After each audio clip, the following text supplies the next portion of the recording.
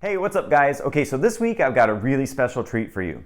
You know this narrative that we all have going in our minds about the extreme seller's market? You know, the one that says that there's no inventory to sell and there's all this pressure on buyers and extra pressure on realtors to drop everything and go show a house immediately or else you're going to lose it to 14 other buyers. You know that one? Well, not only does that affect negatively our performance in the field and just make it really hard to enjoy your career in real estate, but it also has a negative effect on the consumer. And I know none of you watching would ever do anything intentionally to harm a buyer or a seller. And that's why for the first time I'm going to interview someone on these Sunday videos, because I want you to hear the perspective of an agent from Austin, Texas, who I really admire. Her name is Isabelle Affinito. She operates a team, the Wire Group, at Spyglass Realty inside a really super competitive market, you guys. And they happen to take listings at above average commission. They take time off. They generally feel more balanced than their competition. And guess what? Isabelle's doing this with an 8-week-old. Hey, Isabelle. Well, thanks for joining us. It's really great to see you. You're the first guest on my Sunday videos. Awesome. Well, I'm excited to be here. Well, you're the perfect person to have this conversation with. And so the topic of the day is the narrative that everybody has, both agents and consumers, about the market. And you had such an individual, smart, thought through perspective on this that I believe would help everybody, both agents and consumers, that I couldn't pass up the opportunity to help you get that message out to everybody who I can get it to. So let's just dive right in with the questions. I want to know from your perspective, when people talk about the market, what would you say is the prevailing narrative out there right now? Sure. So what I'm hearing a ton of right now is people are talking about, this is agents and buyers and sellers. I'm hearing it from everybody. The market is crazy. It's never been this active. It's impossible for buyers to get under contract. Every listing sells in the first weekend with multiple offers and $100,000 over asking. And if you don't have all cash, don't even bother. And you have to waive all your contingencies. It's just insane. Like that's what I'm hearing. It sounds insane when you say it like that. All right. Well, but do you think that's an accurate story? Because I hear it a lot. So is that pretty accurate? I think that there's got to be something to support that, right? People wouldn't be telling the story if they weren't seeing something. And people on my team, like agents on my team, are telling anecdotal situations where they lost, $50,000 over asking or 100,000. So it's happening. There's no question that that is happening sometimes. But I think that the narrative that it's happening all the time or that it's the norm is misleading, because I don't believe that it's the norm. Okay. Well, and I believe you. I hear those stories as well. I hear, for example, there's something that I heard about in my market out here in California that I'd never heard before, which was a referral that I placed. A gentleman was selling his house and he got an offer before it even hit the market officially through the MLS. And in order to entice this gentleman to take the offer, the buyer offered $90,000 in earnest money that was to be paid to him within the first week of the contract, and it's non-refundable. Right. So clearly that's a serious buyer if they're willing to walk away from 90 grand if they don't close. And so I think we hear those stories over and over, right? But we hear these stories and then we start to repeat them constantly. And so your opinion is that this isn't always the case, but how is it harming us if we continue to just beat this drum of everything is so hard for buyers over and over and over again? What is going on to us as agents and then to the consumer to let go of this story or see any other possible perspective? Sure. So absolutely. I want to answer that question. And I want to throw something out before I do, which is the reason I think that we beat the drum of these type of stories is because nuance isn't sexy. Right? Like nuance is not all that exciting.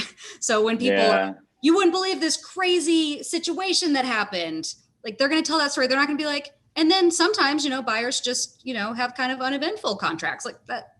Just like that doesn't make news. You know what I mean? Yeah, that's right. It's like, the drama is what sells, right? Yeah, exactly. We're all addicted to Yeah. it now. So Yeah, I agree. how, I yeah. agree. So how is it harming agents was your question, Yeah. I think. Well, but I think I can see it when we get this narrative stuck in our mind, I can see harm to both agents and consumers, Yeah. but I specifically want to know your point of view on either or both. Sure. Well, I can go all day. So let's start with agents. I think it hurts everybody. So Okay. the reason that it hurts agents is because it's disempowering to the agent themselves because they're not thinking about what are the new rules of this game and how do I respond and how do I serve my clients and make sure that they reach their goals. Everybody's so distracted by belly aching about it and by Mhm. making excuses for why the market is the reason that we can't get anything done. The market is the reason that it takes forever to get buyers to closing. The market is Mhm. the reason that my seller wouldn't listen to me and take this good offer. Right. We're the ones telling these stories, right? So we're Mhm. creating this problem for ourselves. And we're then not focused on, okay, if I can just take a breath and be calm and cool and collected and really think deeply about what my clients need from me right now and what the solutions to these problems are, like, let's be solution oriented. Because I think right Mhm. now, a lot of agents are just complaining. So I agree with you because almost every time I talk to, it doesn't matter where I talk to an agent, they could live anywhere in the United States. If I start by saying, "Hey, how's the market?" I get a version of this stressful story. And so Mhm. when you work with agents in your market, which is Austin, Texas, um, what are you able to pick up stressed out agents? How are they behaving? What is their mood and their attitude? Because you have to work with them. Oh, yeah. I mean, okay, so I had 3 competitive listing situations last weekend that I was dealing Hmm. with. Hmm. And by the way, I also, as you know, I have an 8-week-old right now. So Yeah. I was dealing with my baby and all the things that come along with that, and these 3 situations, and all the stressed out agents that come along with these 3 listings that were their first Yeah. weekend on the market and were very active. So there were a lot of reasons to be stressed, right? Right. Um, Right. and so I was dealing with a lot of that this weekend. But what I kept hearing from agents was it was very interesting, actually. It wasn't quite as competitive as I expected it to be. Hmm. It was competitive. They sold, but there were a lot of agents who sat on the sidelines. There were a lot of people who were interested who didn't move on it. Even Interesting. maybe more so than I have experienced in the past. A lot of agents saying, well, if there were already offers, my buyer doesn't want to get involved in that. They've been burned too many times. Hmm. And I was trying to tell agents, like, well, it's really not that competitive yet. I had permission from my clients to be encouraging people to get involved however, they could get involved. And so I had one agent say, they just can't go into the 800s. And my Hmm. client said, tell them we're not in the 800s yet. So this was already this disempowering story that was happening for this agent. And she and others, there were many of them who actually didn't submit for their buyers because they already believed they had failed. When if Wow. they had just submitted, they would have succeeded. It was fascinating to watch from my side. Oh my gosh. So in that respect, these agents that felt defeated before they even started Mhm. probably transferred that same outlook, that same attitude, that same belief system to their client, who the client doesn't know any better. The buyers on the other end of that, who we don't know who they are, were probably taking the direction and assuming the attitude of the agent that they were working with, right? Mhm.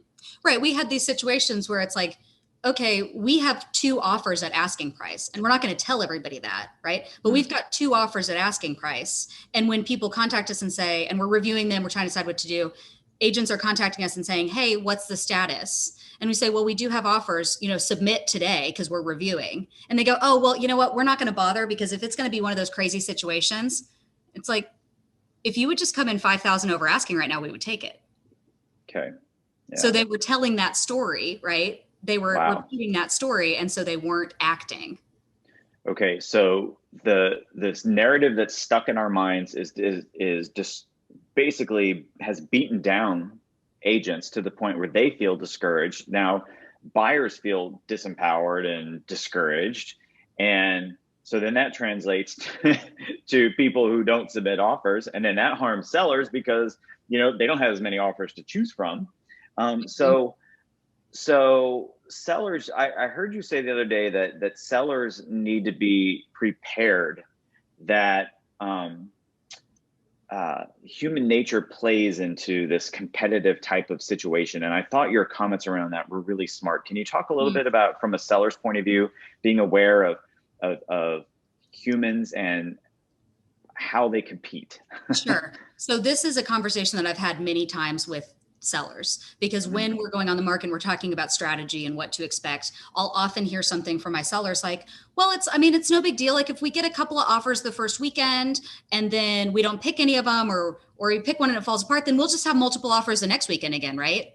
Mm-hmm. And it's often something I try to help them understand that maybe not.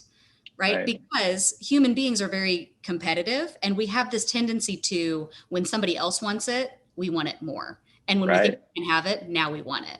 Right. And this plays into buyers very much, because when they see it's the brand new property on the market, they see a bunch of people at the open house, they see a bunch of people in line to go see it, their competitive nature kicks in, and they think, oh, this is going to be competitive, I better get competitive. But if it's been 2 weekends on the market, 3 weekends on the market, the open house is quiet, there's nobody else there at the showing, their energy about this whole thing shifts really quickly. So there's something to be said where like we create this kind of like storm of competition for each other. And that's just human nature. And so what sellers often don't understand is that you really have to time this right. And you really have to have a bunch of things all fall into line. And there's this like cocktail of emotions that has to happen for your buyers to create that really like magical, competitive, multiple offer situation. And all it takes is like one thing to fall off, and it's probably not happening. It's probably not happening your second weekend on the market, right? Right. You said this term that I think you should coin this phrase. The half-life of enthusiasm is incredibly short. Yes. Well, I wish I could take credit for that. If I could, then I would, write a book or whatever. But it actually came from a book that I read about coaching. I don't remember what it was called now, so I can't claim it. It's somebody else's. Okay, well, whoever said that was brilliant. So, and it is directly relatable in this particular situation. Okay, so if we're following the thinking here, this narrative about the market and its craziness, what's happening is it's infecting the agent population and then translating to the buyers, and it's causing them to pull back and miss out on properties that they may not have to pay through the nose like they thought they would have to.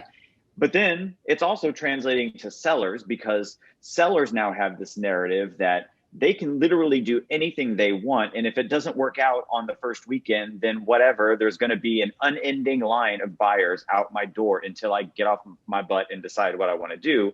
Right. And we all know in the industry that that's not the case in a normal market. And you're saying it's not even the case right now, because the half-life of enthusiasm, my new favorite phrase. Right. And especially in this market where we've convinced buyers that anything that's worth buying goes immediately multiple offers, 100,000 over asking. Then what do they think when they see it's been on the market for 10 days? Right? Yeah, like what's 10 wrong days with is not a long time on the market, but we've all lost our perspective about this. So now buyers go, well, what's wrong with it? I don't have time to go see that one because I have to rush to all the ones that just hit the market this weekend. Yeah, which of course then puts stress on agents, because the agents are now, the buyers pressure agents to just drop everything, and it doesn't matter if you have to. Exactly. It doesn't matter if you're with your family, with your 8-week-old, with your day off, whatever. Just drop everything and do this. And okay, got it. And to go back to your point, Jason, about, you make this point all the time about making sure that you're in line with your clients about what their vision is and helping them achieve it. Are we as an agent population even pausing to think to ourselves, wait a second, that new thing that they want to go see right now, it's not even in the area where they told me they want their kids to go to school, or it's not even in their price point. I don't think that they're pre-qualified for that much. Or wait a second, that needs a ton of work and they told me they don't want to do a ton of work. Are we even stopping to say, wait a second, are we letting our competitiveness distract us from the vision? Hey guys, all right, so I'm sitting here on a Saturday afternoon editing this video that I said was a little bit longer, and I looked at the timestamp and realized we're 15 minutes in and there's still another 30 minutes of this fantastic interview to go. So we're gonna break this up over the next couple weeks. It's too important, in my opinion, to rush through it all or to risk you missing some of these great insights that Isabelle has. And next week, she's gonna talk about something that is my favorite concept from the entire interview. And it's how to deal with this fast market, dealing with an intense market by slowing down. Her comments and her thoughts are counterintuitive, and I know they're going to help a lot of you out there. So stay tuned until next week. Thanks for watching this week. And in the meantime, get out there and build your top producer life.